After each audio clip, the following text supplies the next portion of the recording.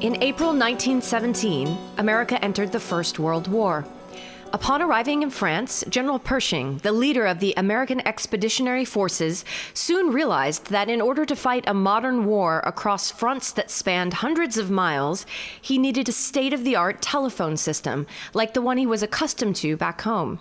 Neither the all-male Signal Corps officers nor the local French telephone operators were fast enough, and so the call went out.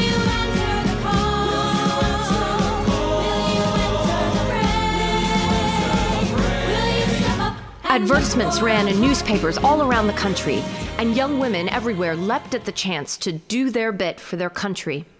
In the space of a few months, the War Department received applications from over 7,000 women seeking to serve.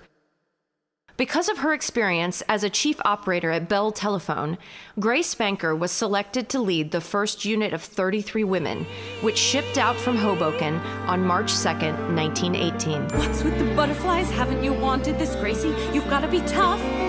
Stop with the waffling. Haven't you felt like you haven't been doing enough?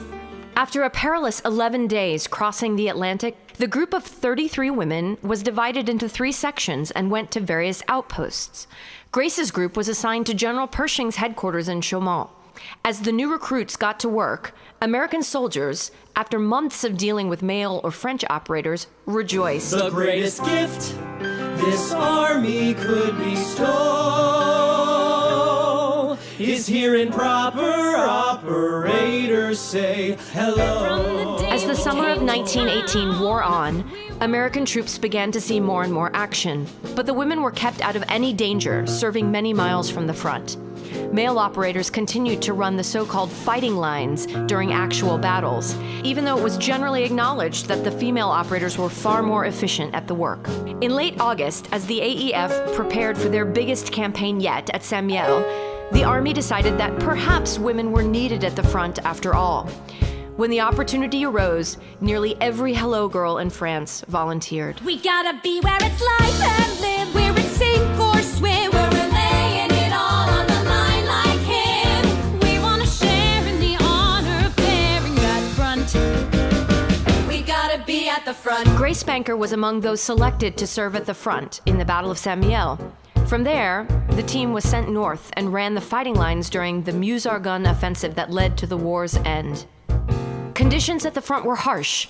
The women worked long hours with little sleep, often within range of German artillery. Ladies, this is the G3 board. These are the fighting lines, and we expect they will all be in use almost all of the time. One day near the war's end, the building in which the women worked caught fire. Despite the danger, Grace and her team refused to leave their post until they were eventually threatened with court-martial. Even then, they returned to work as soon as the fire was out. For her heroism and leadership during her time at the front, Grace Banker was awarded the Distinguished Service Medal, the Army's highest honor.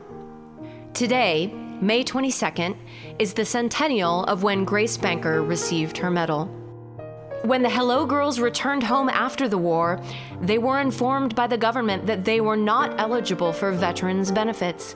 They were, according to the Veterans Administration, civilian contractors. A group of the women decided to keep fighting. They began a legal battle with the U.S. government that lasted for 60 years, persisting, working to have their role in the war acknowledged equally with the men's. And maybe I've gotten as far as a woman can get for now. But maybe the struggle has just begun. And maybe because of the things you've done, others will follow.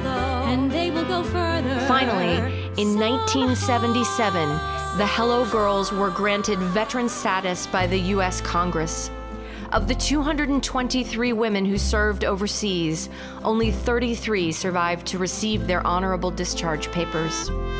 Today, we remember and celebrate the service of the Hello Girls, America's first female soldiers. This is their story.